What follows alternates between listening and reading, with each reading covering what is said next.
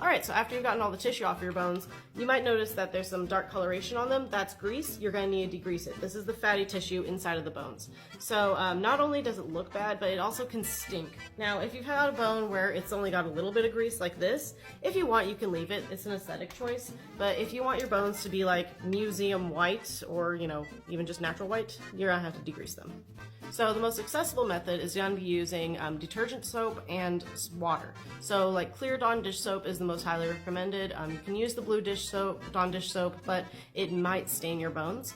You're going to want to use heat with this method because heat is what helps draw the grease out of the bones. It helps break down that fatty tissue. Around 114 to 115 degrees Fahrenheit or 26.6 to 46 degrees Celsius is usually the recommended range. Don't go higher than that because you will make your bones brittle because you're basically boiling them. You can use like darker colored buckets on a hot day outside, or you can use like an aquarium heater to achieve this. If you're using other methods of heat, just be really careful.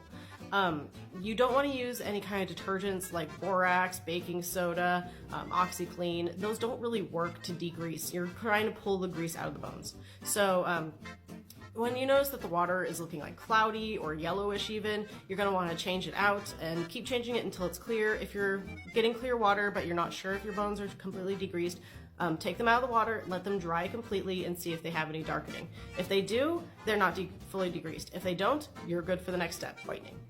Alright, next up is ammonia. So you can just go to Walmart and get their normal ammonia, that's about a 2.5% concentration, or you can go to like Ace Hardware and get a 10 to 30% concentration. If you do get those higher concentrations, you're going to want to dilute it.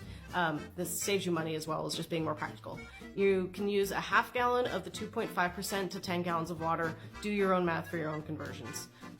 You're going to want to use a respirator, like a good quality respirator, not a face mask, for the higher concentrations. It is not good to be breathing in ammonia.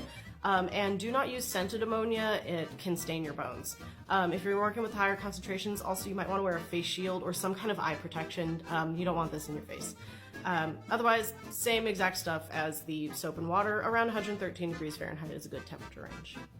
Finally, there's acetone. It's very dangerous, so it's not recommended for beginners. You have to know how to properly dispose of it. It's highly flammable, and it's not good to get on your skin. It eats through a lot of plastics, it'll eat through your gloves, etc.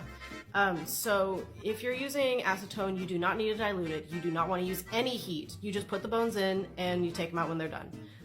But again, this is not beginner friendly. It is also very expensive, and if you do use this method and you want to whiten your bones, you need to make sure they dry completely or you could literally create an explosive. So look into this method more in depth online if you want to use it. Part 3 comes